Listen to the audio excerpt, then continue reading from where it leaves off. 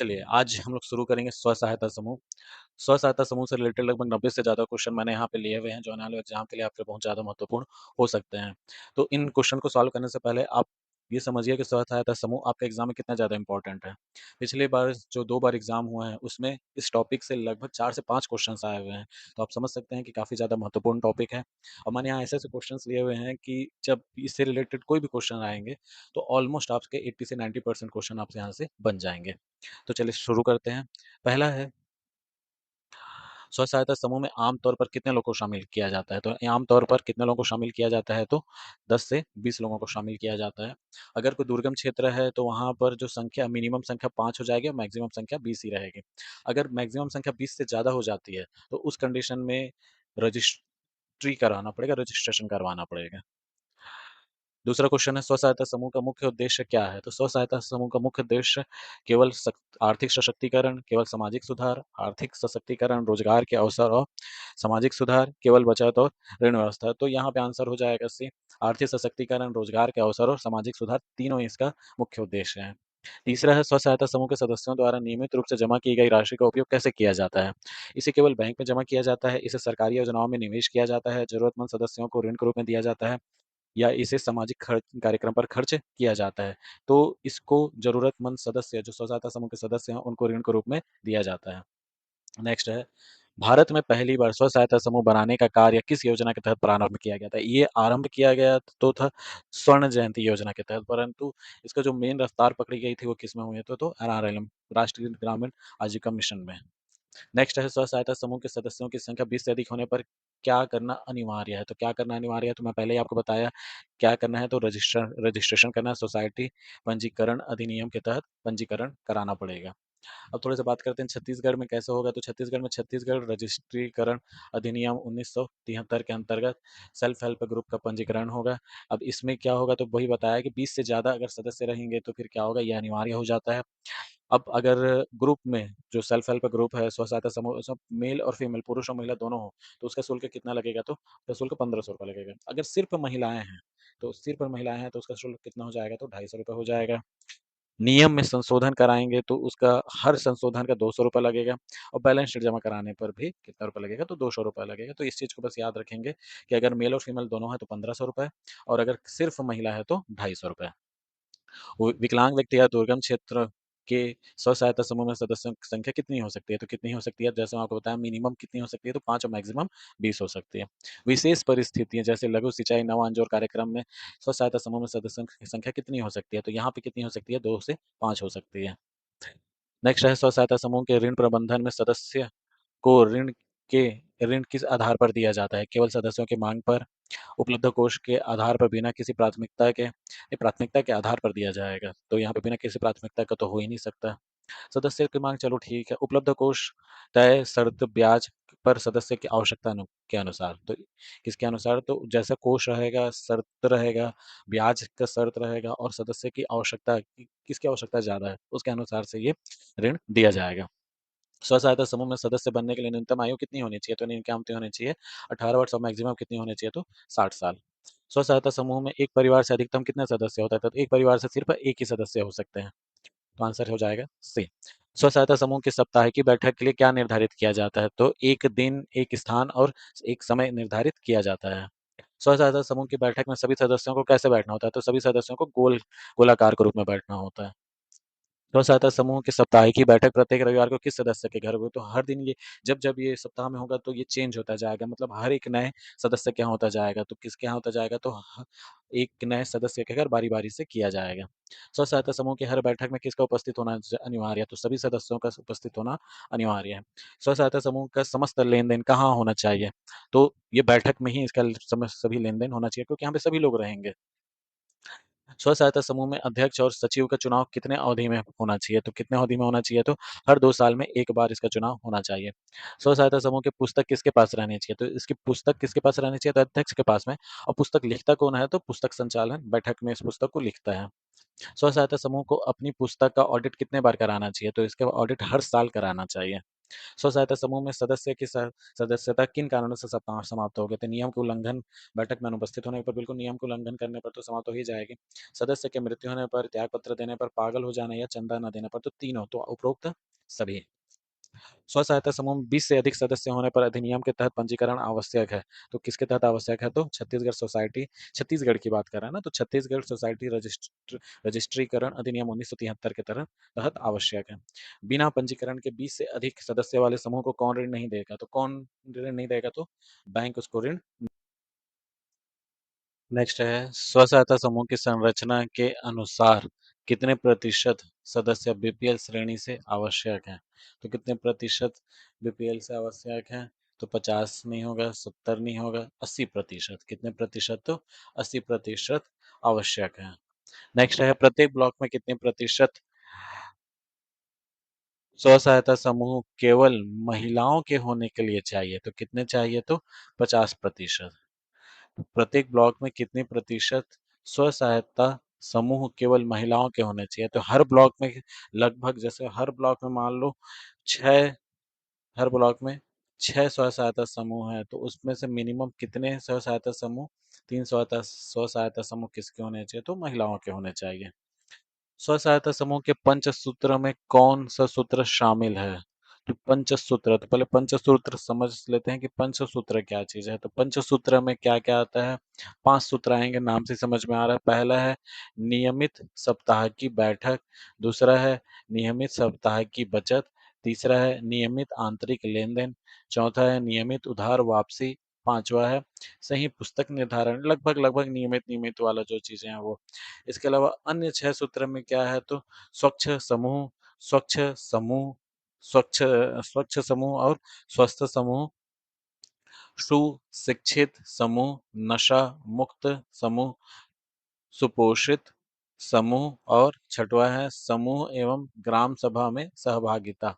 तो ये किसका है? तो अन्य 6 का है। और पंचसूत्र में क्या है? तो पंचसूत्र में नियमित नियमित वाली जो चीजें हैं, और लास्ट में एक ठोक और याद कर लेंगे, सही पुस्तक संधारण, मतलब सही तरीके से रिकॉर्ड को लिखना। तो यहाँ पर पंचसूत्र पूछ रहा है, तो पंचसूत्र में कुछ है, नशा मुक्ति है, स्वच्छ स्वच्छ समूह तो अन्य में आ जाएगा, सुशिक्षित ये भी अन्य में आ जाएगा, नशा मुक्ति भी अन्य आ जाएगा, नियमित, नियमित सप्ताह की बैठक ये किस में आ जाएगा? तो ये किस में आ जाएगा? पंचसूत्र में आ जाएगा। नेक्स्ट बात करते हैं, स्व सहायता समूह के अन्य 6 सूत्रों, कौन सा सूत्र शामिल है? तो इसमें कौन सा सूत्र शामिल है? तो अन्य आ गया, तो अन्य वाले में नियमित वाला नहीं आएगा, ये भी नहीं आएगा, ये भी नहीं आएगा, तो इसमें कौन सा आ जाएगा? तो स्वच्छ समूह शामिल है। ग्राम सभा में सहभागिता एवं स्व सहायता समूह के किस श्रेणी के सूत्र में आता है? तो सहभागिता ये किस में आता है? तो अन्य 6 सूत्र में आता है।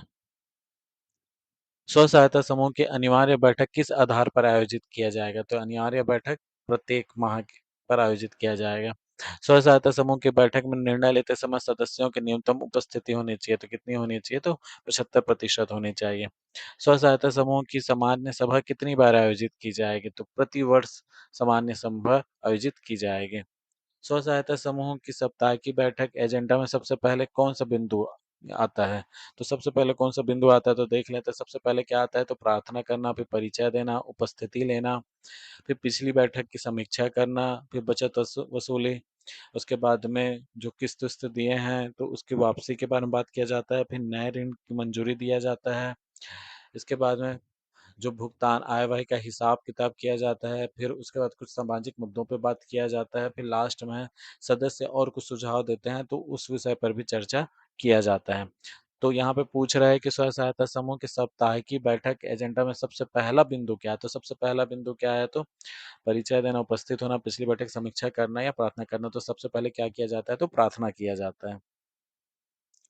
बैठक में गोलाकार बैठने का उद्देश्य क्या है? तो सदस्यों को एक दूसरे से दूर रखना, समय बचाना, समानता का भाव और प्रक्रिया को देखना, पुस्तक लिखने में आसानी। तो आंसर आपको समझ में आ रहा होगा कि आंसर क्या हो सकता है? तो समानता का भाव इसका आंसर हो सकता है, इसलिए आंसर क्या हो जाएगा? सी हो जाएगा। नेक्स्ट है, स्व सहायता समूह की बैठक में परिचय देने से सदस्यों में क्या विकसित होता है? तो क्या बचत की आदत, नेतृत्व का गुण, बोलने की क्षमता या वित्तीय ज्ञान? तो इसमें क्या होगा? तो एक क्षमता आती है बोलने की। स्व सहायता समूह की बैठक में पुस्तक संचालन द्वारा पुस्तक लेखन कब किया जाता है? तो पुस्तक लेखन बैठक में ही किया जाता है, तो बैठक के बाद नहीं, बैठक के पहले नहीं, बैठक में ही किया जाता है। स्व सहायता समूह में पुस्तक संचालन का मानदेय कैसे दिया जाता है? तो इसका मानदेय सरकार द्वारा नहीं दिया जाता है, ग्राम संगठन द्वारा नहीं दिया जाता, समूह की आय से इसका मानदेय दिया जाता है। स्व सहायता समूह में के कौन से बिंदु समझौते नहीं किए जाने वाले बिंदु में शामिल है? तो कौन-कौन से बिंदु है जो समझौता नहीं किया जाएगा? तो समान हालत वाली गाँव की महिलाओं का समूह में बने रहना, हर हफ्ते बैठक ज़रूरी हो, सभी सदस्य गोला घेरा बनाकर बैठें। बैठक की शुरुआत किससे हो? प्रार्थना से हो। हर सदस्य अपना नाम और जानकारी बताए, जिससे उसको बोलने की क्षमता आएगी। इसके अलावा हर बैठक में अस्थायी सदस्य अध्यक्ष चुना जाएगा। इसके अलावा बैठक में तय मुद्दों पर चर्चा किया जाएगा। पैसे का लेन-देन हमेशा बैठक में ही किया जाएगा। समूह सिर्फ समूह के सदस्य ही ऋण ऋण ले पाएगा, कोई बाहरी को पैसा नहीं दिया जाएगा। समूह से के बाहर के व्यक्तियों को हर ऋण पर एक जैसा ब्याज दिया जाएगा। ऐसा नहीं है किसी को कम, किसी को ज़्यादा ब्याज, एक जैसा ब्याज सभी के लिए रहेगा। इसके अलावा समूह की आमदनी से एक बही खाता लिखने वाला रखा जाएगा। सभी हिसाब-किताब बैठक में ही लिखे जाएँगे और लास्ट है समय-समय पर पदाधिकारियों को बदला जाएगा। तो यहाँ पर क्या पूछ रहा है कि स्व सहायता समूह के कौन से बिंदु समझौते किए जाने वाले बिंदु में शामिल नहीं हैं? तो सदस्यों का परिचय ये तो इसको तो शामिल किया गया है, तय किए गए बिंदु के अनुसार चर्चा ये भी शामिल किया गया है, बैठक की शुरुआत प्रार्थना हो गई ये भी शामिल किया, तो आंसर क्या हो जाएगा? तो उपरोक्त सभी इन तीनों को समझौता नहीं किया जाएगा। स्व सहायता समूह के कोष से ऋण लेने के लिए कौन पात्र होता है? तो समूह के सदस्य ही, अभी हम पिछले स्लाइड में देखे कि समूह के सदस्य ही क्या होते हैं, ऋण लेने के लिए पात्र होते हैं। तो ग्रामीण तो नहीं होता, ग्राम संगठन के सदस्य नहीं, सिर्फ समूह के सदस्य ही क्या होते हैं, ऋण लेने के लिए पात्र होते हैं। स्व सहायता समूह में सभी सदस्यों के ऋण पर ब्याज दर कैसी होनी चाहिए? तो सभी सदस्यों में ब्याज दर कैसी होनी चाहिए? तो एक समान ब्याज दर होनी चाहिए। स्व सहायता समूह के पद अधिकारी कौन-कौन होते हैं? तो कौन होते हैं? तो अध्यक्ष, उपाध्यक्ष, सचिव नहीं, अध्यक्ष, सचिव, उप-सचिव नहीं, अध्यक्ष, कोषाध्यक्ष और सचिव। ये क्या होते हैं? पदाधिकारी होते हैं। ग्राम संगठन द्वारा स्व सहायता समूह के कोष का क्या किया जाता है? तो निवेश किया जाता है, वितरण का निरीक्षण, तो क्या होगा? तो निरीक्षण किया जाता है।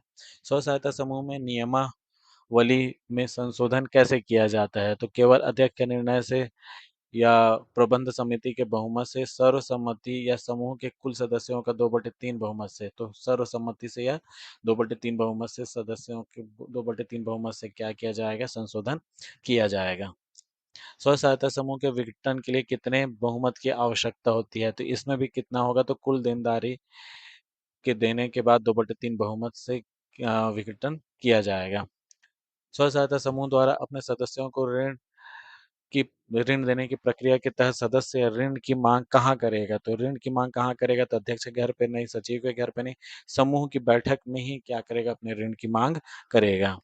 स्व सहायता समूह से पहली बार कोई सदस्य अपनी बचत से कितना गुना से अधिक ऋण नहीं ले सकता? तो कितने गुना से ऋण अधिक नहीं ले सकता? तो 10 गुना से ऋण अधिक नहीं ले सकता। स्व सहायता समूह में सामान्य तौर पर ब्याज दर क्या होती है? तो सामान्य तौर पर ब्याज दर 2% होती है। स्व सहायता समूह में ऋण वापसी न होने पर जुर्माना कैसे तय किया जाता है? तो कैसे तय किया जाएगा? तो बैंक के द्वारा, बैंक का कोई रोल नहीं है, ग्राम संगठन ये भी नहीं, समूह के द्वारा ही वह जुर्माना तय किया जाएगा। स्व सहायता समूह में ऋण वापसी की रकम का कितना प्रतिशत प्रति माह जुर्माने के रूप में लगाया जाता है? तो कितना लगाया जाता है? तो 1% लगाया जाता है। इसका मतलब क्या है कि ऋण वापसी अगर मान लो 10,000 रुपए है, तो उसपे हर माह का जुर्माना कितना लगेगा? तो हर माह उसपे 10,000 रुपए में हर माह जुर्माना जो लगेगा वो कितना लगेगा? तो 100 रुपए उसपे हर माह जुर्माना लगेगा, 1% है। स्व सहायता समूह में ऋण वापसी की अधिकतम कितनी किस्तें हो सकती है? तो अधिकतम 12 किस्तें नहीं, 24 किस्तें नहीं, 30 किस्त हो सकती है अधिकतम। स्व सहायता समूह के कोष का सही उपयोग का तरीका क्या है? कोष को बैंक में जमा करना, कोष का उपयोग केवल अपने आप उत्पन्न करने की गतिविधियों के लिए करना, कोष का उपयोग सदस्यों के बीच ऋण के रूप में घूमते रहना देना, एक ही उद्देश्य के लिए बार-बार ऋण देना। तो यहाँ पे आंसर क्या हो जाएगा? सदस्यों के बीच में ऋण देना। बैंक लीकेज का मुख्य उद्देश्य क्या है? तो बैंक लीकेज केवल बचत को बढ़ावा देता है, ग्रुप को समूह की सामाजिक गतिविधियों को बढ़ाता है, समूह की वित्तीय आवश्यकताओं की पूर्ति होती है, बैंक से ऋण उपलब्ध कराता है। तो आंसर क्या हो जाएगा? तो वित्तीय आवश्यकताओं की पूर्ति होती है, बैंक से ऋण उपलब्ध कराता है। बैंक से ऋण प्राप्त करने हो तो स्व सहायता समूह को कम से कम कितने महीने सक्रिय रूप से अस्तित्व में होना चाहिए? तो कम से कम कितने महीने अस्तित्व में होना चाहिए? तो 6 महीना अस्तित्व में होना चाहिए। यहाँ पे एक चीज़ और है कि अगर कोई स्व सहायता समूह अगर फिर से वो एक्टिव होता है, इनएक्टिव हो गया है बीच में, फिर से वो एक्टिव होता है, एक्टिव होने के बाद में कब उसको ऋण मिलेगा? तो उस समय का आंसर क्या हो जाएगा? 3 माह तक अगर वो सक्रिय रूप से काम करेगा तो वो उसको ऋण मिल जाएगा। परंतु अगर नया स्व सहायता समूह है तो उसको कितना महीना, मिनिमम 6 महीना सक्रिय रूप से काम करना पड़ेगा, तब उसको बैंक से ऋण मिलेगा। बैंक ऋण हेतु प्राप्त होने के लिए स्व सहायता समूह को किन पंचसूत्रों का पालन करना चाहिए? तो पंचसूत्र वही है जो हम लोग पिछले एक स्लाइड में पढ़े हुए हैं। नियमित साप्ताहिक की बैठक, नियमित साप्ताहिक की बचत, नियमित आंतरिक लेन देन, नियमित उधारी और सही पुस्तक निर्धारण। पुनर्जीवित स्व सहायता समूह ऋण के लिए कब पात्र होंगे? तो कब पात्र होंगे? तो अभी आपको बताया 3 महीने की न्यूनतम अवधि के लिए सक्रिय बने रहने पर वो ऋण के लिए पात्र हो जाते हैं। स्व सहायता समूह के मूल निधि के स्रोत क्या हो सकते हैं? तो सदस्य की बचत, सदस्य को दिए गए ऋण पर अर्जित आय, अर्जित ब्याज, अन्य संस्थान और सरकारी संगठनों से प्राप्त निधि। तो आंसर क्या हो जाएगा? उपरोक्त, क्योंकि तीनों आंसर इसका सही है। स्व सहायता समूह आवश्यकताओं के आधार पर बैंक से किस प्रकार का ऋण प्राप्त कर सकती है? तो केवल मियादी ऋण, केवल नकदी ऋण सीमा, या तो मियादी ऋण या नकदी, क्योंकि दोनों प्राप्त कर सकती है, इसलिए इसका आंसर क्या हो जाएगा? सी हो जाएगा। नकदी ऋण सीमा के मामले में बैंक पात्र स्व सहायता समूह को 3 वर्ष की अवधि हेतु न्यूनतम कितनी ऋण राशि स्वीकृत करेगा? तो कितनी ऋण राशि स्वीकृत करेगा? तो 6 लाख रुपए। सीसीएल के मामले में वार्षिक आहरण शक्ति, ड्राइंग पावर को किस आधार पर बढ़ाया जा सकता है?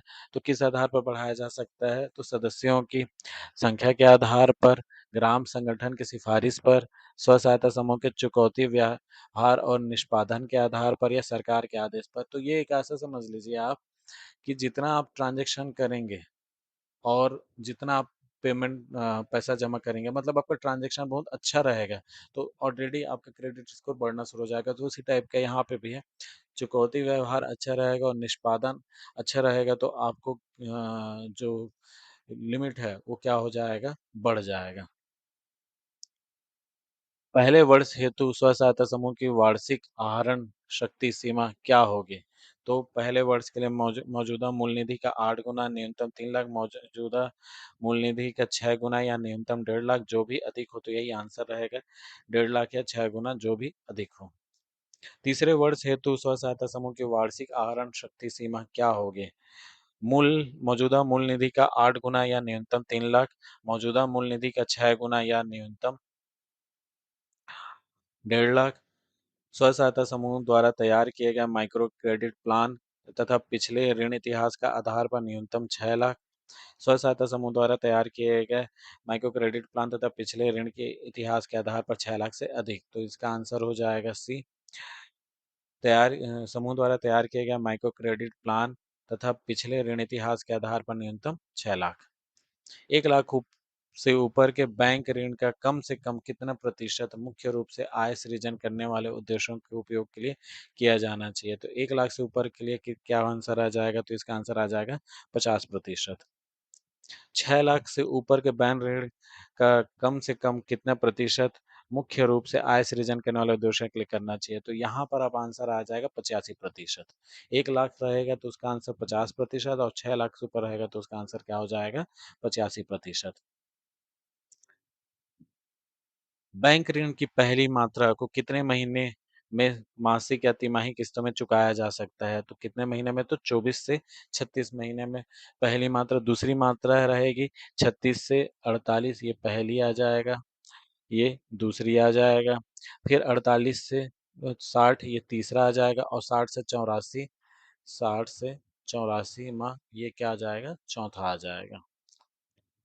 तो नेक्स्ट है, बैंक ऋण की चौथी मात्रा को कितने माह में नकदी प्रवाह के आधार पर मासिक या तिमाही किस्तों में चुकाया जा सकता है? तो अभी हमें दिखे कि 60 से 84, तो इसका आंसर क्या हो जाएगा? 60 से 84 महीने में। आरआरएम के तहत प्रत्येक प्रत्येक स्व सहायता समूह में एक महिला को मुद्रा योजना के तहत अधिकतम कितनी राशि का ऋण प्रदान किया जा सकता है? तो कितने? तो 1 लाख रुपए का ऋण प्रदान किया जा सकता है महिला को। जन धन खाता रखने वाली प्रत्येक महिला स्व सहायता समूह सदस्य को आईबीए के दिशा निर्देश के अनुसार न्यूनतम कितने ओवरड्राफ्ट की सुविधा प्रदान की जाती है? तो कितने प्रदान की जाती है? 5,000 की प्रदान की जाती है। बैंक लिंकेज हेतु पात्रता मानदंड के अनुसार स्व सहायता समूह सदस्यों की उपस्थिति प्रत्येक बैठक में कितनी प्रतिशत होनी चाहिए? तो कितनी प्रतिशत होनी चाहिए? तो 80% होनी चाहिए।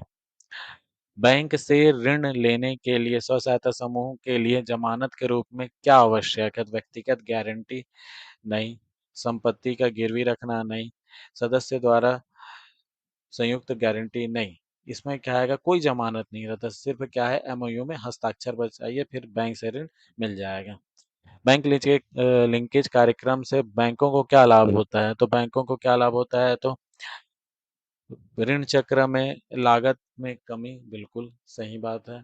बड़ी स्तर पर छोटी बचत का जमा होना, बिल्कुल छोटे छोटे पैसे इसमें जमा होते रहते हैं।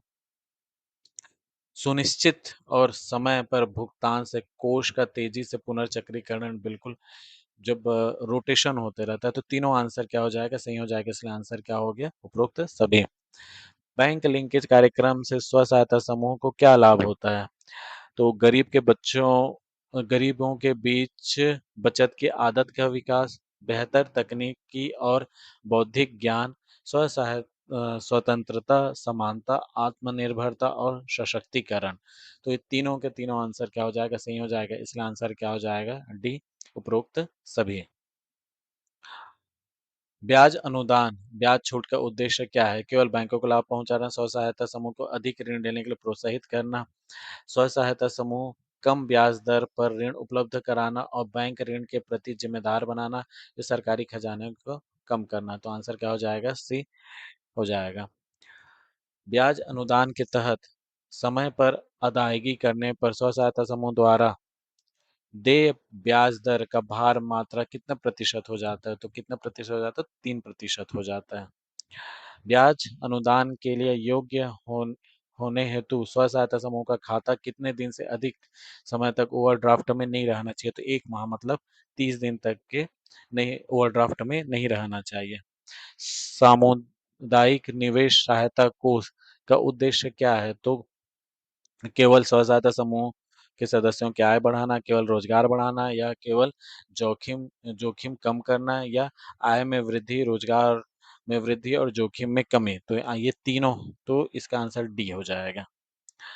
चक्रीय निधि या परिणामी निधि की अधिकतम राशि क्या हो सकती है? तो इसकी अधिकतम राशि क्या हो सकती है? तो 15,000 अनुदान इसकी अधिकतम राशि हो सकती है। सामुदायिक निवेश निधि की अधिकतम राशि क्या हो सकती है? तो इसकी अधिकतम राशि हो सकती है 1 से 1.5 करोड़ अनुदान के रूप में। चक्रीय निधि का मुख्य उद्देश्य क्या है? तो स्व सहायता समूह के को बड़े व्यावसायिक उद्यम स्थापित करने के लिए पूंजी देना, समूह के सदस्यों की तात्कालिक घरेलू आवश्यकताओं और आजीविका गतिविधियों की पूर्ति हेतु आंतरिक उधार प्रक्रिया को गति देना, प्राकृतिक आपदा के लिए राशि उपलब्ध कराना, या स्व सहायता समूह के संघों का क्षमता वर्धन करना। तो इसका आंसर क्या हो जाएगा? इसका आंसर बी हो जाएगा। समूह के सदस्यों की तात्कालिक घरेलू आवश्यकताओं और आजीविका गतिविधियों की पूर्ति हेतु आंतरिक उधार प्रक्रिया को गति देना। राज्य ग्रामीण आजीविका मिशन द्वारा चक्रीय निधि स्व सहायता समूह को किस रूप में प्रदान की जाती है? तो ये किस रूप में, तो ऋण के रूप में भी नहीं देते, निवेश के रूप में, इसको किस रूप में दिया जाता है? तो अनुदान या ग्रांट के रूप में दिया जाता है।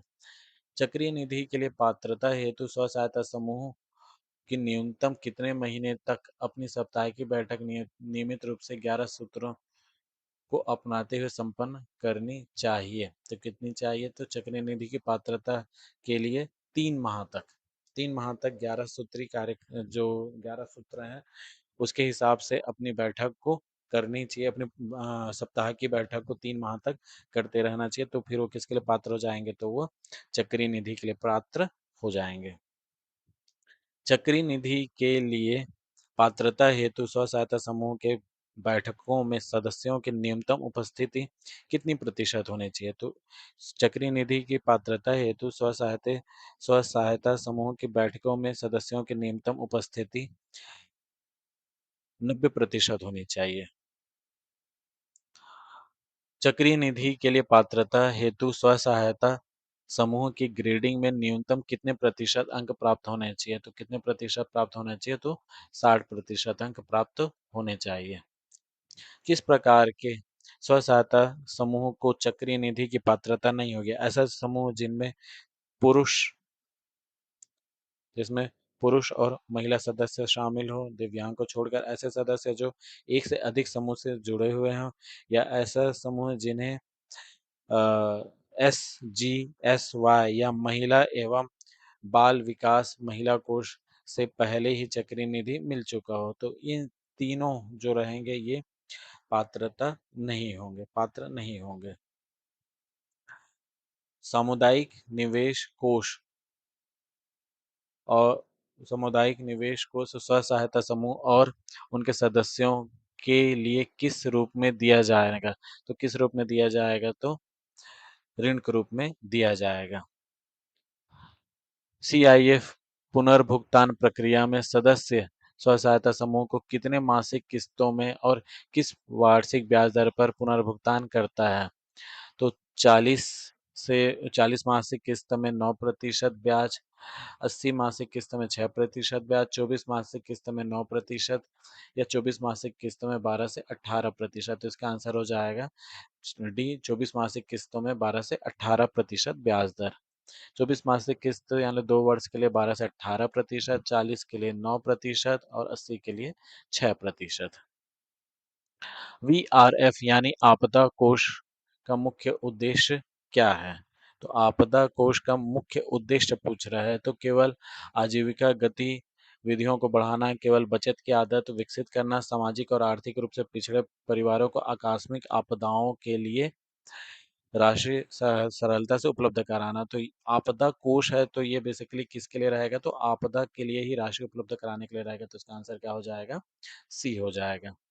आपदा निवारण कोष से लिए जाने वाले ऋण पर ब्याज दर कितना प्रतिशत से अधिक नहीं होना चाहिए? तो 1% से अधिक ब्याज दर नहीं होना चाहिए। मिशन के अंतर्गत आपदा निवारण कोष में प्रति स्व सहायता समूह कितने रुपए का प्रावधान रखते हैं? तो कितने रुपए का प्रावधान रखते हैं? तो 15,000 रुपए का प्रावधान रखते हैं। माइक्रो क्रेडिट प्लान प्रक्रिया का चरण 4 किससे संबंधित है? तो देख लेते हैं। पहला चरण क्या है? तो स्व सहायता समूह का विवरण। दूसरा चरण क्या है? तो स्व सहायता समूह के सदस्यों के बारे में जानकारी। तीसरा चरण क्या है? तो स्व सहायता समूह के सदस्यों के परिवार का आय एवं व्यय का विवरण। चौथा क्या है? तो समूह सदस्यों का ऋण या निवेश योजना। पांचवा चरण क्या है? तो प्राथमिककरण अनुसार प्रथम क्रम में ऋण लेने वाले सदस्यों का विवरण। छठवां क्या है? तो प्राथमिककरण अनुसार द्वितीय क्रम में ऋण लेने वाले सदस्यों का विवरण। और सातवां क्या है? तो करारनामा। तो यहाँ पे क्या पूछा हुआ है? चौथा पूछा हुआ है। तो चौथा क्या है? तो समूह के सदस्यों के ऋण निवेश योजना, मतलब वो क्या क्या योजना बना है? तो विवरण नहीं हो जाएगा। स्वतः सदस्यों के बारे में जानकारी नहीं हो जाएगा। आय व्यय का विवरण नहीं हो जाएगा। समूह के सदस्यों का ऋण या निवेश योजना, ये आंसर हो जाएगा। माइक्रो क्रेडिट प्लान प्रक्रिया के चरण 5 में ऋण लेने वाले सदस्यों की प्राथमिकता किस आधार पर तय की जाएगी? तो किस आधार पर तय की जाएगी? तो पहला है सदस्यों की उम्र के आधार पर, दूसरा है समूह के अत्यंत गरीब सदस्यों और आपातकालीन अत्यधिक जरूरत को प्राथमिकता, सदस्यों की शिक्षा के आधार पर, केवल आय सृजित सृजन गतिविधियों की मांगी गई राशि के आधार पर। तो यहाँ पर आंसर बी हो जाएगा। समूह की अत्यंत गरीबी सदस्य और उनके अत्यधिक जरूरत को प्राथमिकता के आधार पर उनको क्या दिया जाएगा? ऋण दिया जाएगा। बैंक में स्व सहायता समूह का बचत खाता खोलने हेतु तो आवश्यक दस्तावेज में क्या शामिल है?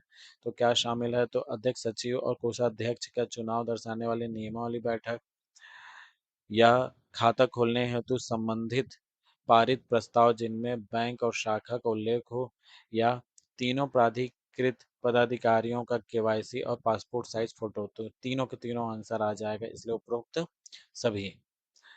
स्व सहायता समूह द्वारा बैंक से ऋण लेने हेतु आवश्यक दस्तावेज में कौन सा दस्तावेज तीसरे और चौथे डोज क्रेडिट लिंकेज के दौरान जमा करना होगा? तो पहला है बैंक द्वारा उपलब्ध ऋण आवेदन पत्र, दूसरा है स्व सहायता समूह एवं बैंक के बीच होने वाला एग्रीमेंट, तीसरा है माइक्रो क्रेडिट प्लान। तो आंसर क्या हो जाएगा? माइक्रो क्रेडिट प्लान ही उसको क्या करना पड़ता है? जमा करना पड़ता है।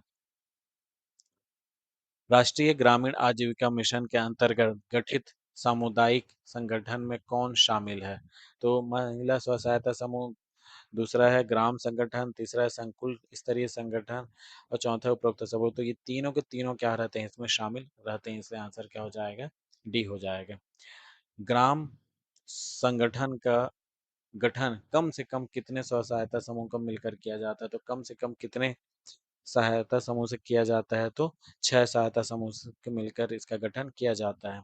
यहाँ पे एक बात समझिएगा, सबसे नीचे होता है तो यानी सबसे जो प्रारंभिक जो रहता है वो क्या रहता है? तो सेल्फ हेल्प ग्रुप, मतलब स्व सहायता समूह। इससे मिलकर क्या बनता है? तो ग्राम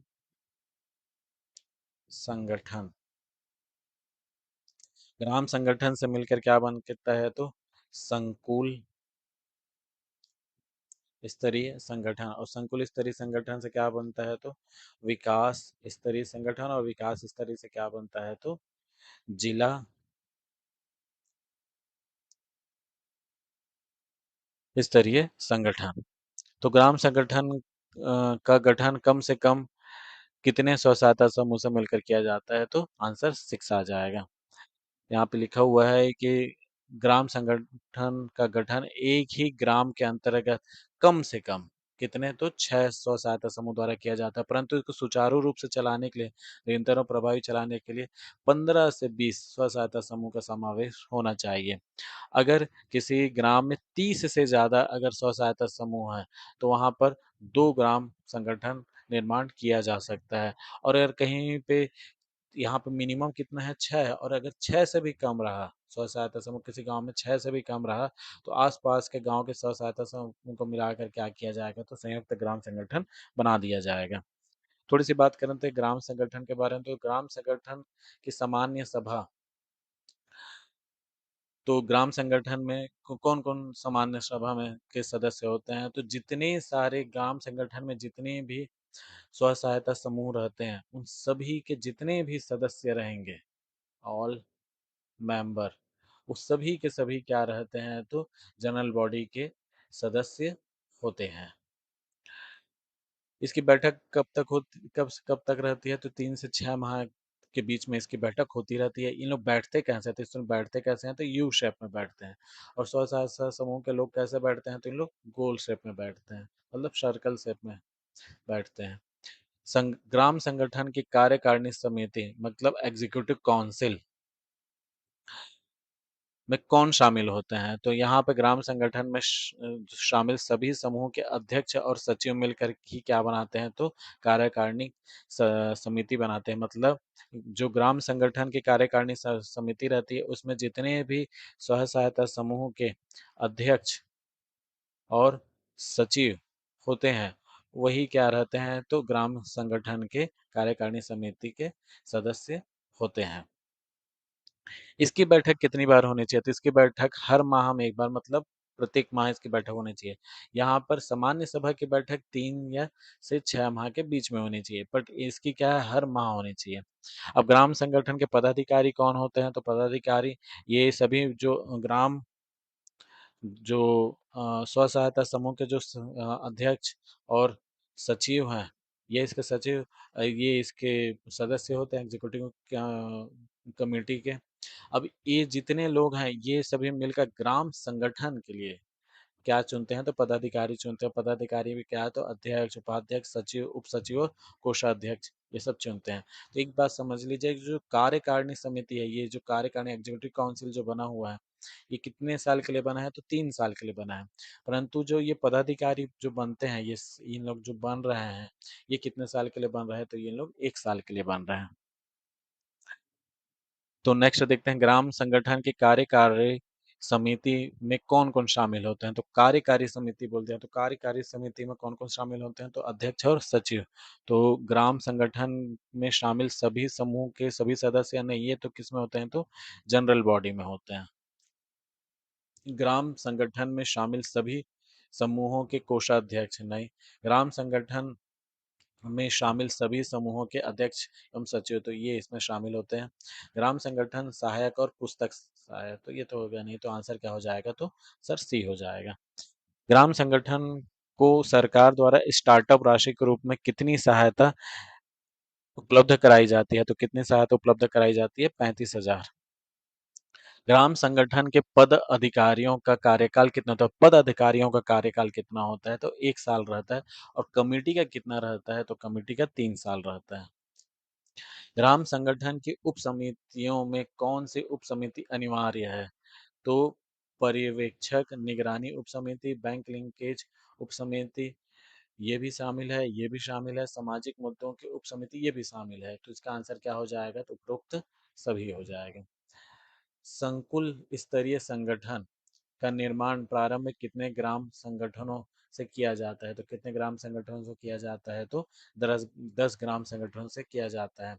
और ग्राम संगठन का निर्माण कितने स्व सहायता समूह से किया जाता है? तो मिनिमम 6 स्व सहायता समूह से इसका निर्माण किया जाता है। तो इसका आंसर क्या हो जाएगा? इसका आंसर तो 10 हो जाएगा, परंतु अगर ग्राम संगठन पूछ रहा है तो जो पिछले हम देखे तो मिनिमम 6 रहेगा। संकुल स्तरीय संगठन की सामान्य सभा में कौन शामिल होते हैं?